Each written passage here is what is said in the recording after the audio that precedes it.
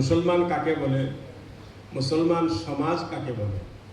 মুসলমান সমাজটা আসলে ওই সমাজকে বলে যে মক্কায়, মদিনায়, আরবে যখন ইসলাম প্রচার হয়েছে, প্রসারিত হয়েছে, তখন কোনো অমুসলমান মানুষ তার যুবতী মেয়েকে একা কোনো জায়গায় পাঠাতে গেলে বলতো যে মা, তোমার রাস্তায় যদি কোনো জায়গায় তোমার ইজ্জতের খাতরা হয়, তবে কোনো মুসলমানের আশ্রয় নিবে, তোমার ইজ্জতের হেফাজত হবে। এই হচ্ছে মুসলমানের সমাজ। মুসলমানের সমাজ হয়েছে ওই সমাজ যে সমাজ তার প্রতিবেশী ক্ষুধার্ত, হিন্দু না মুসলমান, বুদ্ধ না জৈন, সেই জিনিসটা না দেখে তার একজন প্রতিবেশী যে রাত্রে ক্ষুধার্ত অবস্থায় ঘুমায়, তবে সে তার ঘরে ঘুম পাড়তে পারে না। ওর মুখে যতক্ষণ পর্যন্ত অন্য খানা পৌঁছাবে না, ততক্ষণ পর্যন্ত তার ঘুমানো হারাম। কারণ আল্লাহ রসুল সাল্লাল্লাহু আলাইহি সাল্লাম বলেছেন যে তোমার একজন প্রতিবেশী যতক্ষণ পর্যন্ত তার হক তুমি আদায় করবে না বা তার প্রতি তুমি লক্ষ্য রাখবে না, ততক্ষণ পর্যন্ত তুমি প্রকৃত মুমিন হতে পারবে না। এই সমাজের নাম হয়েছে মুসলিম সমাজ। আপনাদের এলাকার খবর জানি না, আমাদের এলাকায় আমি নাম বলবো না, আগে অনেক বছর আগে, অনেক দিন হয়েছে, একটা মুসলিম এলাকায় বড় সাংঘাতিক মেসাকার হয়েছিল। অনেক মানুষকে হত্যা করা হয়েছিল, ঘর বাড়ি পুড়ে দেওয়া হয়েছিল, অনেক কিছু। সেটা ছিল রাজনৈতিক কারণ, কিন্তু সেই কারণের অন্তর্নিহিত যেটা কারণ ছিল সেটা ছিল এই মুসলমান ভাইদের পাশে কিছু ট্রাইবেল গ্রাম ছিল ওই এলাকায়। তো ট্রাইবেলরা ক্ষেত করত, মুসলমানরা ধান বাড়িতে নিয়ে আসে।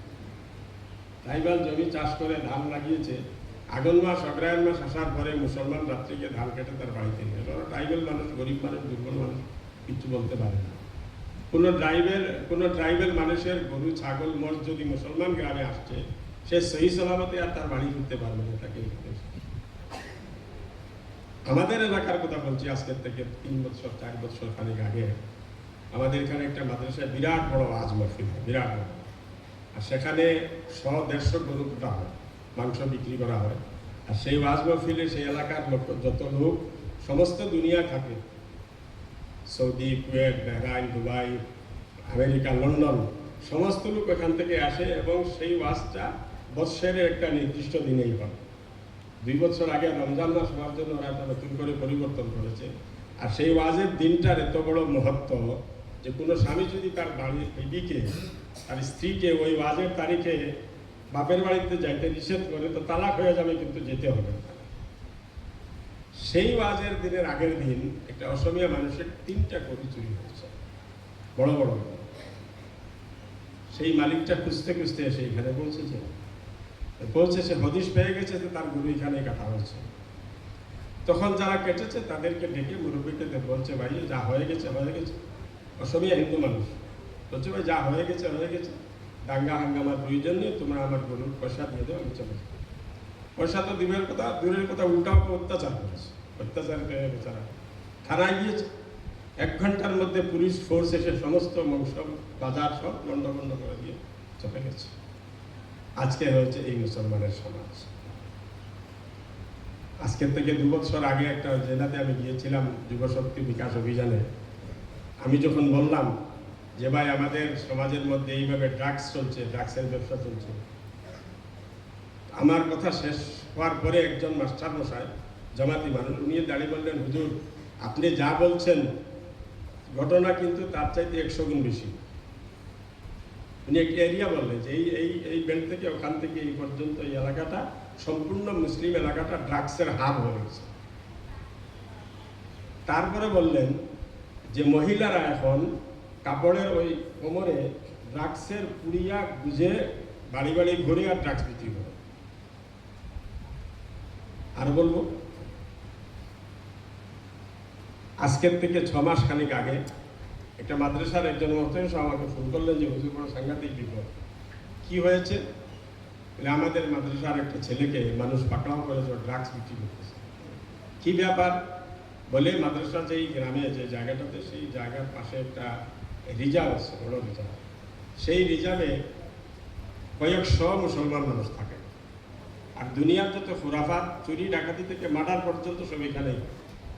এখানে কিছু ড্রাগ ব্যবসায়ীরা বার হয়েছে, যারা ছোট ছোট বাচ্চা, 8 বছর, 10 বছর, 12 বছরের বাচ্চাদেরকে ড্রাগ সাপ্লাই করে। তো কিছু সমাজে সচেতন লোক থাকে, তারা যখন দেখলো এই ছোটো ছোটো বাচ্চাগুলো দোকানে এসে পট করে পকেট থেকে 500 টাকার নোট বার করে দেয়, 1000 টাকা, এরা পয়সা পায়, তখন এরা তাকিদ করে দেখলো যে এরা আসলে ড্রাগস মাফিয়ারা ওদেরকে ব্যবহার করে ড্রাগসের চালান করা। ওরা যখন ধরপাকড় কিছু করেছে, তার মধ্যে একটা বাচ্চা ধরা পড়েছে যেটা মাদ্রাসায় পড়ে, ওই গ্রামেরই বাচ্চা মাদ্রাসায় পড়ে। বললো হুজুর এই ব্যাপার, আমি বলে এখন কি করা যায়? গ্রামের লোককে বলো যে ওদেরকে বাচ্চাগুলো তো ওদেরকে পুলিশ টুলিশে দিলে আবার জমিনের খুব ছোট অনেক কথা আসবে, ওদেরকে ছেড়ে দাও, আর ভবিষ্যতে যেন না করে, তো তার জন্য কি ব্যবস্থা করা যায় সমাজের মুরব্বীদেরকে নিয়ে। বলার উদ্দেশ্য হলো ভাই, যে নিশা সম্পর্কে আল্লাহ রসুল সাল্লাল্লাহু সাল্লাম বলেছেন, নিশা বানানেওয়ালা, নিশা খানেওয়ালা, নিশাকে নিয়ে আমদানি রপ্তানি করনেওয়ালা সমস্ত মানুষ জাহান্নামী। সেই নিশার সাথে আজকে মুসলমানের এই সম্পর্ক, আজকে আমাদের এই অবস্থা।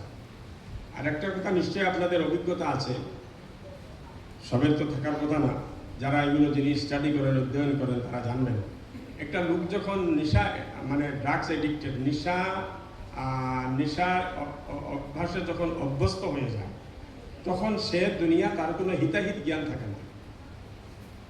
আপনাদের এলাকায় জানি না এই মুসিবত কতটুকু, আমাদের এলাকার আমির সাহেবরা প্রায়ই বলেন, হুজুর আজকে একজন বাপ আসছিল তার ছেলেকে নিয়ে, যে হুজুর এই ছেলেটাকে আল্লাহর রাস্তায় জামাতে নিয়ে যান, আর যদি একা না যায় আমিও তার সাথে যাবো, তবুও তাকে জামাতে নিয়ে যান। আমির সাহেব আব্বাকে নিয়ে আলাদা জিজ্ঞেস করেন, কি ভাই এত বড় বিপদ? বলে ড্রাগস, ছেলেটা ড্রাগস খায়, আর গত রাত্রে আমার টাকার বাক্স ভেঙে, আলমারি ভেঙে এত 1000 টাকা নিয়ে গিয়েছে, এই অবস্থা হয়েছে, কিছুদিন পরে আমাকে মারবে, গতিরূপে জামাতে নিয়ে যান। আমার ভাই দোস্ত বুজুর্গ, এই কথাগুলো আপনারা বিটিএডির লোক, কোকরাঝার ডিস্ট্রিক্টের লোক শুনছেন। নগাঁওতে হচ্ছে, মরিগাঁওতে হচ্ছে, হুজাইতে হচ্ছে, কার্বি আংলংয়ে হচ্ছে, নাগাল্যান্ডে হচ্ছে। যদি আমরা ভাবি যে আমাদের এখানে হবে না, তবে সেই ভাবনাটা নিশ্চয়ই আমাদের ভুল হবে, এবং আমাদেরকে সেই জিনিসটা চিন্তা করতে হবে যে এই জিনিসটা কিন্তু আমাদের দিকেও আসছে। আজকে যে সমস্ত অবস্থায় এলাকায় চলছে, সেই সমস্ত এলাকায় এগুলো ছিল না আজকের থেকে 5 বছর আগে। এই সমস্তগুলো জিনিস কিন্তু সুপরিকল্পিতভাবে করানো হচ্ছে, এটাও একটা তথ্য আপনারা জেনে রাখেন। কোনো একটা শক্তি, কোনো একটা এজেন্সি বা কোনো একটা সংস্থা এই কাজগুলো সুপরিকল্পিতভাবে করাচ্ছে, করার সুযোগ দিচ্ছে। কেন করাচ্ছে, কিভাবে করাচ্ছে, সেই কথাগুলো আমি বিস্তৃত এখানে আপনাদের সামনে বলবো না, বলার প্রয়োজনে নেই, বলা উচিত না, কিন্তু হচ্ছে। কে করতেছে? আমি একটা কথা প্রায়ই বলি, আমার শত্রু যদি আমার সাথে শত্রুতা ভালো করে করতে না পারে, তবে সে কিসের শত্রু? শত্রুর কাজ শত্রুতা করা, আপনাকে শত্রুতা করতে হবে। সে যদি আমার সাথে শত্রুতা না করতে পারে, তো সে আমার শত্রু হওয়া উচিত না। কিন্তু আমার কাজ হয়েছে, যেই লোকটা আমার শত্রু, সে আমার দুশ্মন, আমার লোকসান করবে, আমার ক্যাপাসিটি, আমার তো দায়িত্ব হবে যে তার শত্রুতা থেকে আমি আমাকে বাঁচাবো। হ্যাঁ, অমুক শত্রুতা করে আমাকে এইভাবে বিনষ্ট করে দিয়েছে, এইভাবে ধ্বংস করে দিয়েছে, আমাকে এইভাবে আহত করেছে, আমাকে এইভাবে ক্ষতিগ্রস্ত করেছে, বলে কান্নাকাটি করা মানে আমি দুর্বল। আমার শত্রু সে শক্তিশালী, সে পাকড়, সে নিপুণ, সে কৌশলী, সে নিয়ম জানে, কৌশল জানে। এই আমাদের বিরুদ্ধে যে সমস্ত ষড়যন্ত্র চলছে, আমার ভাই বুজুর্গ, যারা ষড়যন্ত্র করতেছে তাদের সমালোচনা করার অধিকার আমাদের নাই। আমার অধিকার, আমার হক, আমার দায়িত্ব হয়েছে সেই ষড়যন্ত্র থেকে আমি আমাকে কি করে বাঁচাবো, সেই নিয়ে আমরা আলোচনা করব এবং তার পন্থা আমরা আবিষ্কার করব।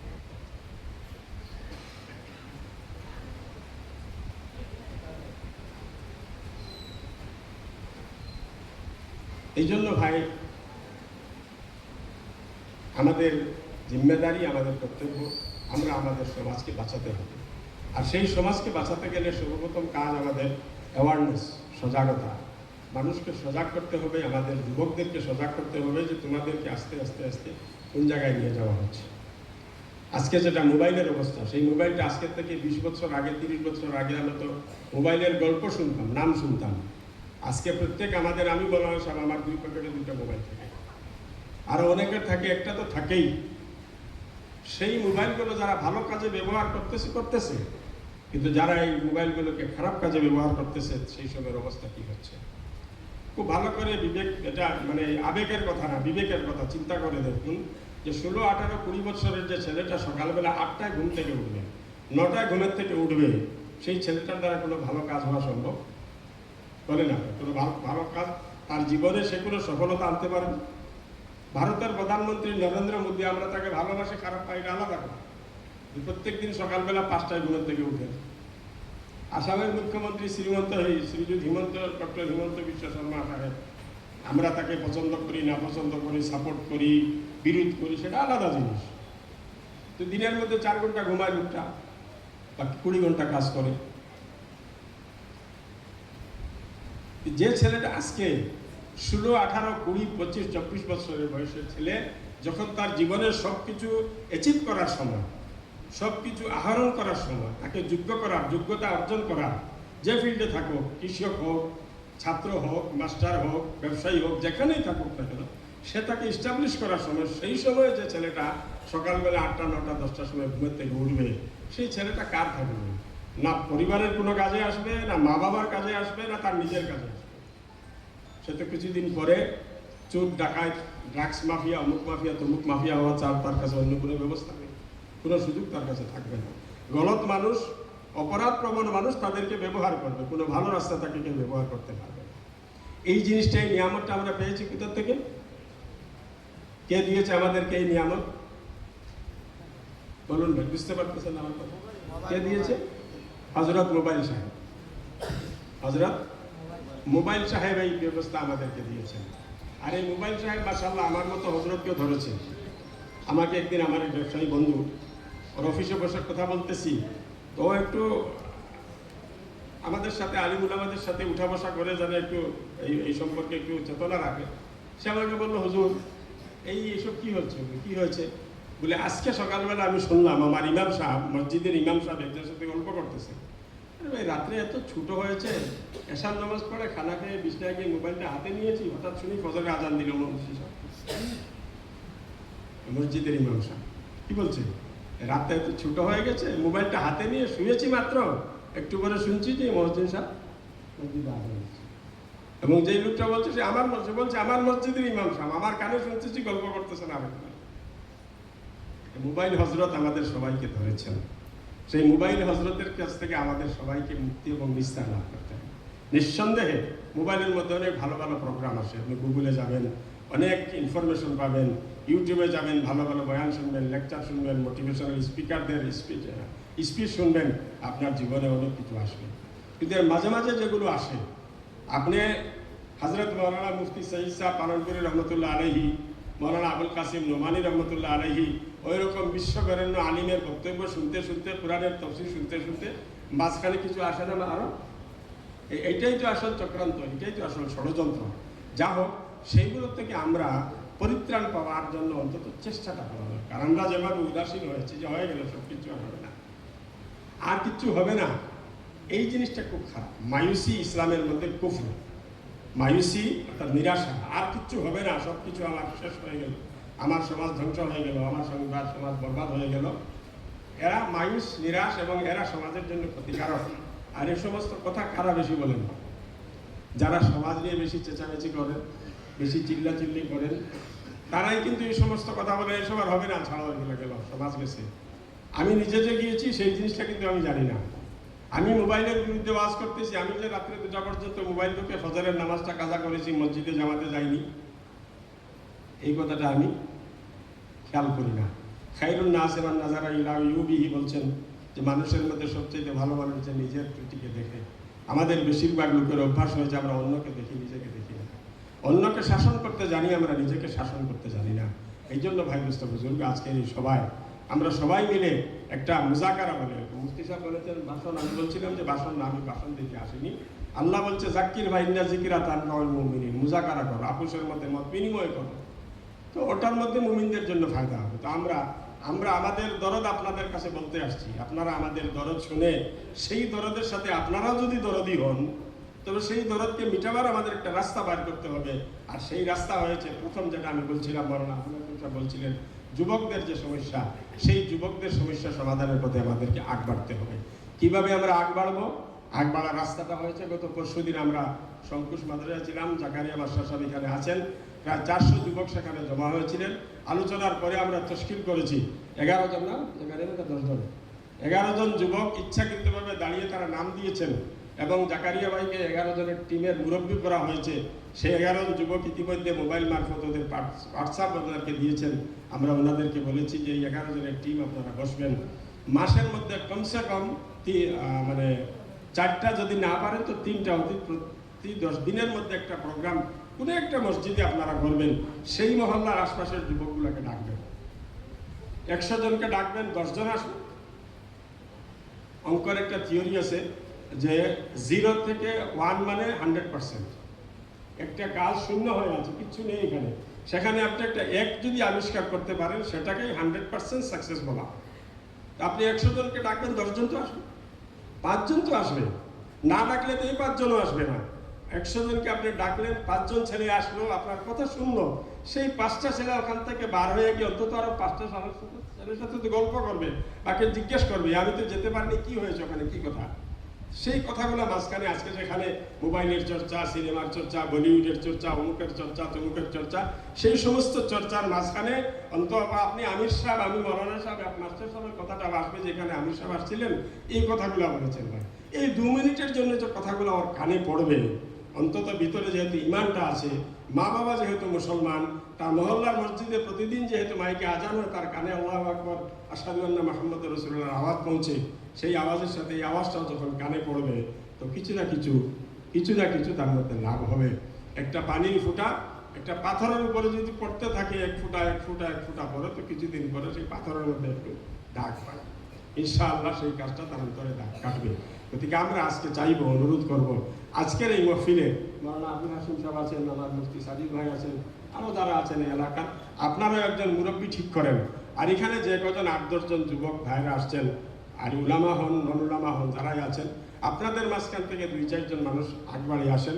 যেই কাজটা আমরা সংকুশে করেছিলাম সেই কাজটা এখানে শুরু করতে চাইছি, যদি আপনাদের সহমত থাকে। কাজটা করা ভালো কিনা খারাপ, ভালো কিনা বলুন, ভালো কাজ করা দরকার। তো যুবকদের মধ্যে কে কে আছেন একটু দাঁড়িয়ে বলেন যে আমি আছি, আর এই কাজে আপনাকে সহযোগিতা করব। দাঁড়ান দেখি, কে বলবেন, হিম্মত করেন, নাম পরে দিবেন। মাশাআল্লাহ, কি নাম ভাইয়ের নাম? শাহিদুল হক, আল্লাহ কবুল করুক। আর কে আছেন ভাই, কি নাম? মাশাআল্লাহ, কয়েকজন হচ্ছে, 1 2 3 4 5 জন, ঠিক আছে, 6 জন। আপনি তো হুজুর আমার মতো হয়ে গেলেন না, আপনার কাজ আসতেছে। মুরব্বী কাকে দিবেন? একজন টিমের মুরব্বীটা মাওলানা আবুল হাশিম সাহেব থাক নাকি হুজুর সুলাইমান সাহেব, আবুল হাশিম, ঠিক আছে। আপনি আপনাদের কাছে কাগজ কলম আছে সবার হাতে, না মোবাইল বার করেন? আবুল হাশিম সাহেবের হোয়াটসঅ্যাপ নম্বরটা নোট করেন, নম্বরটা বলেন ধীরে ধীরে, দুইটা করে দেন। 8638596625 8638592225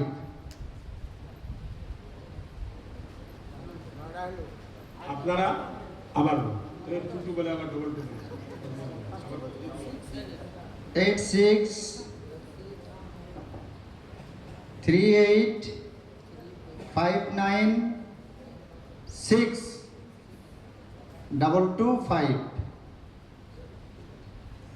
এই নম্বরটা আপনাদের সাথে রাখেন। মাওলানা আবুল হাশিম সাহেবকে হোয়াটসঅ্যাপ করে আপনার নাম এবং মোবাইল নম্বরটা দিয়ে দেবেন, তারপরে উনি আপনাদের সাথে যোগাযোগ করে বসবেন, প্রোগ্রাম বানাবেন, কাজ ইনশাআল্লাহ হবে।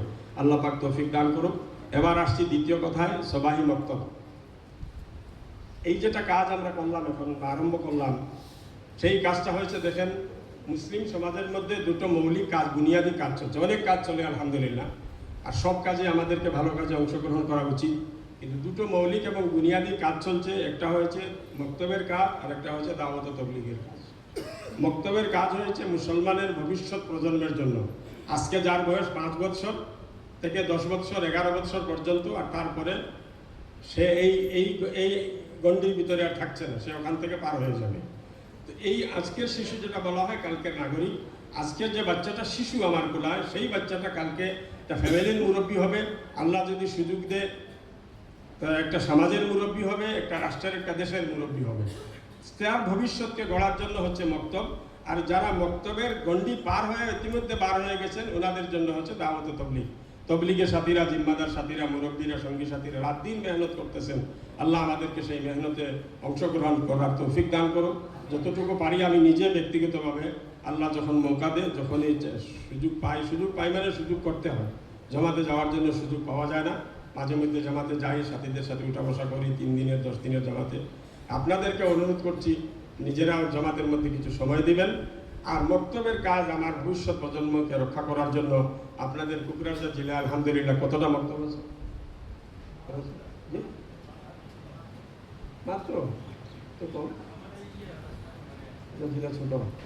কোন গ্রাম আছে যেখানে মক্তব নাই? আছে না?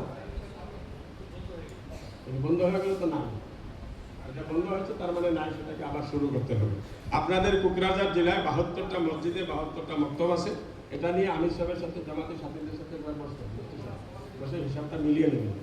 72টা মক্তব ছিল, তার মধ্যে কিছু মক্তব বন্ধ হয়ে গেছে, কিছু মক্তব চালু আছে।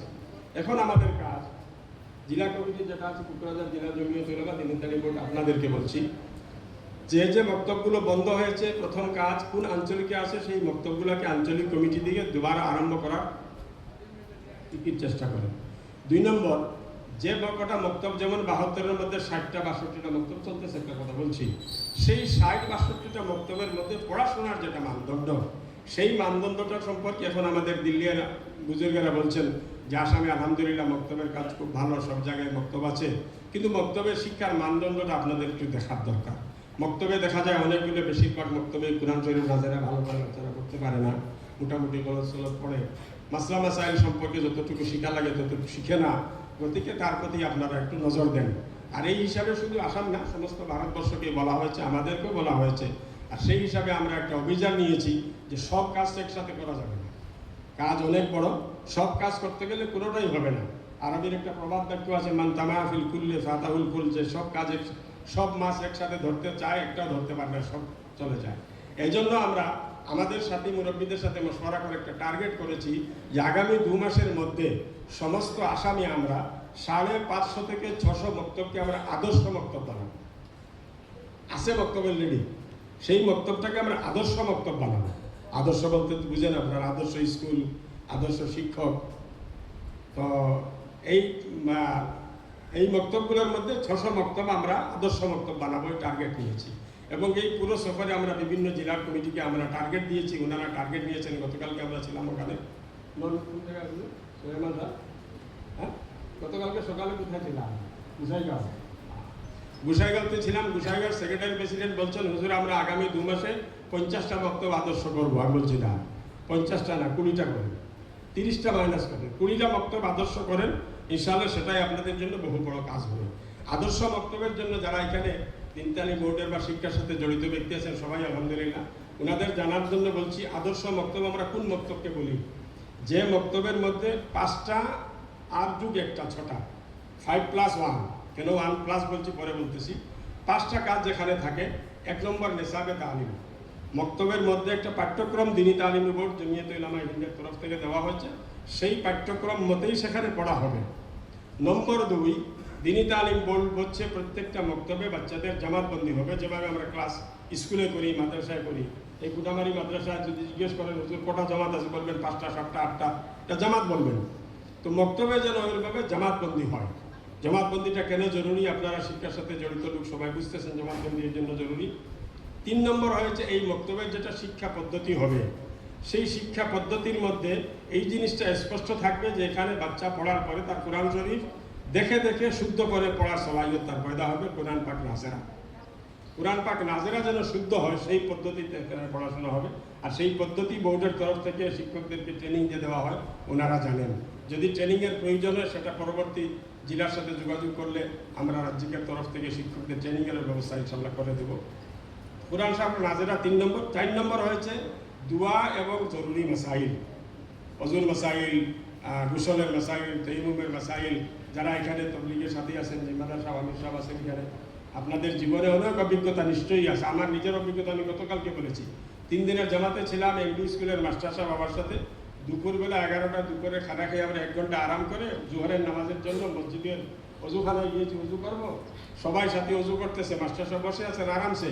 আমি বললাম, মাস্টার সাহেব অজু করবেন না? বলে, আমার অজু আছে। একদম বাস্তব কথা বলছি। বলছেন, হুজুর আমার অজু আছে। আমি সব অজু আছে। অজু ভাই আপনি ঘুমাননি? হ্যাঁ ঘুমিয়েছি। তবে ঘুমালে অজু নষ্ট হয়নি। ঘুম পারলে কি বলছেন? ঘুম পারলে অজু নষ্ট হয় নাকি?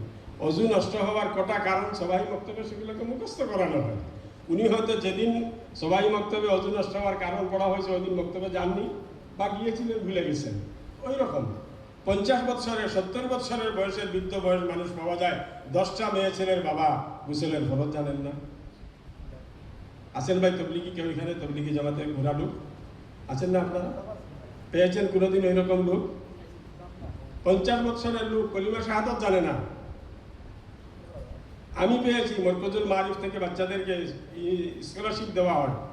হায়ার সেকেন্ডারিতে 92% নিয়ে গুয়াহাটি কটন কলেজে অ্যাডমিশন নিয়েছে। কত পার্সেন্ট? 92%। 100-র মধ্যে 92 নম্বর লাভ করে গুয়াহাটি ইউনিভার্সিটি, কটন তখন ইউনিভার্সিটি ছিল না, কটন কলেজে অ্যাডমিশন নিয়েছে। সেই বাচ্চাকে নিয়ে যখন তালিমের হালকায় বসেছি, আমি নিজে প্রথম কলিমা ওর নিজের মাতৃভাষায় বলছি। কলিমাটা কোন ভাষায় ভাই? কোন ভাষা? না আমার সিলেটি ভাষা, না আপনার ভাটিয়া ভাষা। কলিমাটা আরবি ভাষা। এই ছেলেটা যে 92% লাভ করেছে হায়ার সেকেন্ডারি পরীক্ষা, সে প্রথম কলিমাটা বলেছে তার মাতৃভাষা, দ্বিতীয় কলিমা সে আর জানে না। কত বড় ট্যালেন্ট থাকে একটা বাচ্চা, দ্বিতীয় কলিমাটা জানে না। সে কালকে প্রফেসর হবে, আইপিএস হবে, আইএস হবে, অ্যাডভোকেট হবে, জজ হবে। সে যখন জজ হয়ে যাবে তখন তো আর কলিমা শেখার জন্য আপনার কাছে আসবে না, আমার কাছে আসবে? আসাটা সম্ভব না। এই জন্য সবাই মক্তবে এই জরুরি জিনিসগুলো, অন্তত মাসলা মাসাইলগুলো আমরা যেন তাদেরকে শিক্ষা দিতে পারি। এই আদর্শ মক্তবের মধ্যে এই ব্যবস্থাটা থাকবে। আর শিক্ষক সাহেবের হাতে একটা রেজিস্টার থাকবে, দৈনিক হাজিরা খাতা। এই হাজিরা খাতার মধ্যে শিক্ষক সাহেব বাচ্চাদের নাম লিখবেন জামাত হিসাবে, যেটা করা হয়। কিন্তু প্রথম মাসে একটা কাজ করতে হবে ওনাকে, যে প্রথম পাতায় নামগুলো লিখবেন, সেই পাতার ডাইন দিকে বা বাম দিকে যেখানে সুবিধা হয় সেই বাচ্চার গার্জেন্টের মোবাইল নম্বরটা লিখবেন। মোবাইল নম্বরটা এই কারণে জরুরি যে আব্দুর রহমান নামের বাচ্চাটা গতকালকে মক্তবে আসেনি, আজকেও আসেনি। শিক্ষক সাহেবের সেটা দায়িত্ব থাকবে, উনি গার্জেনকে ফোন করবেন যে ভাই আপনার ছেলেটা আজকে 2 দিন হয়ে গেল মক্তবে আসেনি, কারণ কি? ও তো পড়তে পারবে না, ওর সাথের বাচ্চাগুলো অনেক দূর চলে যাবে, তো পিছনে পড়ে থাকবে। এইভাবে তাকে তরগিব দিবেন। এই 5টা কাজ যে মক্তবে থাকবে। নেশাব দিনী তালিম বোর্ডের কারিকুলাম মতে পড়া হবে। জমাতবন্দি থাকবে, শ্রেণীবদ্ধ থাকবে। কোরআন শরীফ নাজেরা শিক্ষার ব্যবস্থা হবে। দোয়া মাসাইল আকাইদের শিক্ষা সেখানে হবে। হাজিরি রেজিস্টার থাকবে। এই 5টা জিনিস যে মক্তবে থাকবে। 5+1 6 নম্বর রয়েছে শিক্ষকটা যোগ্য শিক্ষক। যে সমস্ত এলাকায় আমরা মিয়াজি দিয়ে মক্তব চালাই, মুন্সি দিয়ে মক্তব চালাই, সেই এলাকায় কোনো ভালো আলিম নাই, কোনো আলিমকে এখানে নিয়ে আসা সম্ভব না। সেই সমস্ত মক্তবে গিয়ে যদি আমরা মেহনত করি তবে সেটা সম্ভব হবে না। এই জন্য জেলা বোর্ড, জেলা জমিয়ত উলামাকে বলছি, আপনাদেরকে পরামর্শ, আপনারাই যে কটা মক্তব খোলা আছে সেই মক্তবগুলো একটা সার্ভে করে, যে মক্তবের মধ্যে অন্তত এইটুকু জানা বোঝা শিক্ষক আছেন, সেই মক্তবগুলোকে টার্গেট করে আপনারা এই মক্তবগুলোকে আগামী 2 মাসের মধ্যে আদর্শ মক্তব হিসাবে প্রতিষ্ঠা করার চেষ্টা করবেন ইনশাআল্লাহ। কতটা করবেন 2 মাসের মধ্যে? 10টা। আমি ঠিক আছে, 10টা, 2টা কম করে দিন, 8টা থাক। ঠিক আছে, ছোট জেলা 62টা মক্তব। কোকরাঝার জেলা আগামী 2 মাসের মধ্যে 8টা আদর্শ মক্তব তৈরি করে আমাদেরকে লিস্ট পাঠাবেন। সেই লিস্ট আমরা দিল্লিতে নিয়ে যাব, ওখানে পেশ করব, সেখানে কোকরাঝার জেলার নামও যাবে। এখন হলো ভাই, এই যে কাজের দায়িত্ব যে নিয়েছেন এখানে 4 জন লোক, সেই কাজটা শুধু 4 জনের না, আমাদের সবার। আমার যে এলাকায় যে মক্তবে আদর্শ মক্তবের মেহনত হবে, সেই মহল্লায় যদি আমি থাকি বা সেই আশেপাশে যদি আমি থাকি, সেই কাজটার সাথে সহযোগিতা করা আমার দিনই কর্তব্য। তাআমানু আলাল বিররি ওয়াত তাকওয়া, আল্লাহ বলছেন ভালো কাজে তোমরা সহযোগিতা করো। আমরা কে কে সহযোগিতা করবো বা একটু হাত দেখাই এই কাজে, এই জরুরি কাজটায়। মাশাআল্লাহ, আল্লাহ তাআলা কবুল করো। বিশেষ করে যে সমস্ত উলামায়ে কেরাম এখানে আছেন, যিনারা হাত তুলেছেন এই কাজে সহযোগিতা করার জন্য, আমি ওনাদেরকে সবারই শুকরিয়া আদায় করতেছি। উলামায়ে কেরামের স্পেশালি শুকরিয়া আদায় করতেছি, কারণ এই কাজের আসল দায়িত্ব ওনাদেরই। আসল দায়িত্ব ওনাদেরই। গতিকে আপনারা যদি একটু হাত নাড়েন, একটু যদি সহযোগিতা করেন, অনেক কঠিন কাজ ইনশাআল্লাহ অনেক সহজভাবে হয়ে যাবে। বাকি আমাদের যারা জেনারেল শিক্ষিত ভাই, ব্যবসায়ী, সাধারণ ভাই আছেন, ওরা তো আমাদের সাথে আসেন, আমরা যখনই ডাকি তখনই ওনারা আমাদেরকে সহায় করেন। আজকে বৃষ্টির মধ্যে ডেকেছি, আমরা অত লোক এসেছেন। গতিকে সবার কাছে অনুরোধ থাকলো সেই কাজটাতে আমরা সবাই অংশগ্রহণ করব, সহযোগিতা করব ইনশাআল্লাহ। আর এই কাজটা 2 নিয়তে করবেন। নম্বর 1, একটা মাসলা নিশ্চয়ই আপনাদের জানা আছে, শুনে রাখেন। নেকির কাজ, সওয়াবের কাজ, সওয়াবের নিয়ত ছাড়া করলে সওয়াব হয় না, বুঝলেন? সওয়াবের কাজ আমি করতেছি, কোরআন শরীফ তিলাওয়াত করতেছি, কিন্তু সওয়াবের নিয়ত না, এমনি করতেছি, এটাতে সওয়াব হবে না। কোরআন শরীফটা তিলাওয়াত করার আগে নিয়ত ঠিক করতে হবে, খোদা তোমার কালাম তিলাওয়াত করতেছি, সেইভাবে করার তৌফিক দেও, আবার তিলাওয়াতকে তুমি কবুল করো। তবে তো 1 হরফের মধ্যে 10 কি নামাজে দাঁড়িয়ে পড়বে, 120 করে সওয়াব পাবে। গতিকে 2টা নিয়তে কাজ করবেন। 1 নম্বর 2 নিয়ত না, 1 নিয়তে কাজ করবেন, 2টা লাভ হবে। 1 নম্বর হচ্ছে সদকায়ে জারিয়া। আপনার মেহনতে বা আপনার সহযোগিতায় একটা আদর্শ মক্তব যদি গড়ে ওঠে, সেই আদর্শ মক্তবে যত বাচ্চা কোরআন শরীফ শুদ্ধভাবে পড়া শিখবে, মওত পর্যন্ত তারা যত কোরআন শরীফের তিলাওয়াত করবে, সমস্ত সওয়াবের একটা অংশ আমার আপনার কবরে পৌঁছে যাবে। এই নিয়তটা রাখবেন। আর 2, একটা কথা মনে রাখবেন, বিশ্বাস রাখবেন, দ্বীনি তালিমি বোর্ডের কাজ কোনো লোক আল্লাহকে রাজি করার জন্য করবে, আল্লাহ তাআলা তার দুনিয়াতেও তাকে কামিয়াব করবেন, আখিরাতেও তারা কামিয়াব করবেন। তার হাজারো মিসাল আছে। আল্লাহ তাআলা আপনাকেও দিবেন, আমাকেও দিবেন ইনশাআল্লাহ। করব সবাই। আখেরি কথা, মিসালি মসজিদ, সেটা সম্পূর্ণ আলিম উলামাদের কাজ। মিসালি মসজিদের মানা হয়েছে যে মসজিদে 3টা কাজ হয়। 1 নম্বর দর্শে কোরআন, সপ্তাহে 1 দিন 15 মিনিট থেকে নিয়ে আধা ঘন্টা পর্যন্ত কোরআন শরীফের তফসির হবে। 1 দিন সপ্তাহে, মিনিমাম 15 মিনিটস, ম্যাক্সিমাম 30 মিনিটস, এর চেয়ে বেশি কিন্তু হবে না, আধা ঘন্টার ভিতরে শেষ করতে হবে। সপ্তাহে 1 দিন, সপ্তাহে 1 দিন 10 থেকে 15 মিনিট বা 5 মিনিট হদিসের তালিম। হদিসের তালিমের মধ্যে ফজাইলে আমার মুনতাখাব হাদিসের তালিম যেটা চলে, সেই তালিমটাকে আমরা মেহনত করে যদি আরেকটু বাড়িয়ে দিতে পারি। যেমন কুটামারি মসজিদে রোজানা তালিমে 10 থেকে 12 জন লোক শরিক হয়, আমরা এখানে মেহনত করে 20 জন করে দিলাম, যে এখন সবাই মক্তবে কুটামারি মসজিদে রোজানার তালিমে 20 জন লোক বসে। তবে এটাকেও আমরা দর্শে হদিসের ভিতরে ধরতে পারি। আর যদি না চাই, তাহলে সপ্তাহের মধ্যে একটা দিন ঠিক করে 10 মিনিট একটা হদিসের কিতাব পার করে, আলফিয়াতুল হদিস, খুব ভালো হদিসের কিতাব, ব্যবহারিক হদিসগুলো, সকাল বিকাল যে সমস্ত হদিসের আমাদের প্রয়োজন হয়, সেই সমস্ত হদিস এই কিতাবে জমা করা হয়েছে। সেই কিতাবটার একটা হদিস পড়ে তর্জমা ব্যাখ্যা করে সাথীদেরকে একটু আমাদের তরকিব দিয়ে ছেড়ে দিলেন। এই 2টো কাজ যে মসজিদে হবে। আর 3 নম্বর কাজ হয়েছে, সেই মসজিদে একটা মুনজ্জম বক্তব্য থাকবে। মাওলানা আবুল হাশিম সাহেব যে কথাটা বলছেন, মুনজ্জম বক্তব্যের একটা আলাদা কনসেপ্ট, জানি না কোকরাঝাড় জেলায় কিছু কাজ হয়নি। আচ্ছা, মুনজ্জম বক্তব্যের একটা আলাদা নতুন কনসেপ্ট, নতুন না, একটা জরুরি কনসেপ্ট। সে সম্পর্কে আমি আর এখন আলোচনা করে আপনাদেরকে আবার কনফিউশন হয়ে যায়। অনেক কথা বললাম তো, আদর্শ বক্তব্য বললাম, আদর্শ মসজিদ বললাম, আবার মুনজ্জম বক্তব্য বলে সব কথা ঘুলমিল হয়ে যাবে। এজন্য এটা থাক। ডিস্ট্রিক্ট কমিটি, এইগুলা মসজিদ, যে মসজিদে ইমাম সাহেবরা আছেন, যারা যোগ্য, যারা তফসির করতে পারেন, দর্শে হাদিস, দর্শে কোরআনের ক্ষেত্রে 2টো জরুরি জিনিস। 1 নম্বর জরুরি জিনিস, এটার যেটা আমরা দিনবার ঠিক করব, সেই দিনবার তবলিগি কাজের সাথে কোনো বাধার জন্য সৃষ্টি না হয়। আমি দর্শে কোরআন করব আমার মসজিদে বৃহস্পতিবারে গস্ত হয়, মাগরিব বাদে বয়ান হয়, আমি ওই মাগরিব বাদে দর্শে কোরআন যদি শুরু করি, তবে কি হবে? তবলিগওয়ালারা বলবে আলিম উলামারা আমাদেরকে ভালোবাসে না, আর আমরা বলবো তবলিগওয়ালারা তফসির ভালোবাসে। তারা খালি ফজাইলে আমল নিয়ে ঘুরে, কোরআনের তফসির শুনতে চায় না। আরে বাবা, সংঘর্ষটা কে তৈরি করেছে?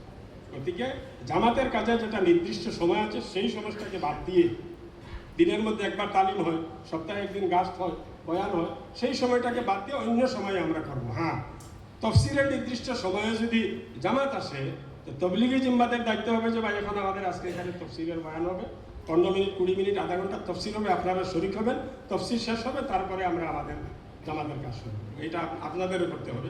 2 দিক থেকে সহযোগিতা থাকতে হবে, 1 নম্বর কাজ। আর 2 নম্বর, যে সমস্ত উলামায়ে কেরাম তফসির করবেন, ওনাদের মনে রাখতে হবে সেই তফসিরটা হবে আওয়ামী তফসির। একটা হলো তফসির ইলমি তফসির, একটা হচ্ছে আওয়ামী তফসির।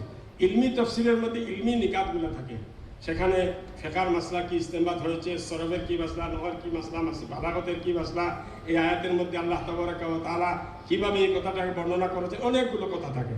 হাজার হাজার তফসিরের কিতাব আছে। কিন্তু আমরা যখন আমাদের সমাজের ভাইদেরকে নিয়ে বসবো, ওনাদের সামনে সেই কথাগুলো আলোচনা করতে গেলে, একদিন তফসির শোনার পরে বলবে, তার নাম যদি তফসির হতে তুমি করো, আমি আর সেখানে সহজ সরলভাবে সাধারণভাবে প্রথম আয়াতের তর্জমাটা মাতৃভাষায় খুব সুন্দরভাবে বুঝিয়ে দিলেন, খুব সুন্দর, বারবার, একবার, দুইবার, তিনবার, শব্দের অর্থ সহ এই শব্দ এই অর্থ, এই শব্দ এই অর্থ, এই বাক্যটার এই আয়াতটার এই অর্থ। আর তারপরে তার সাথে আনুষঙ্গিক কিছু তফসির, তফসিরে উসমানী, শেহুলুদ্দিন হাসিয়া বা মারিফুল কোরআন, বাংলায় মারিফুল কোরআন আছে, আসামিতে আলহামদুলিল্লাহ মারিফুল কোরআন বার হয়েছে, ওগুলোকে দেখে কিছু খুলাসা করে তফসিলের কাজটা যদি আমরা করি তো ইনশাআল্লাহ কোরআনের সাথে মুসলমানের সম্পর্ক গড়ে উঠবে।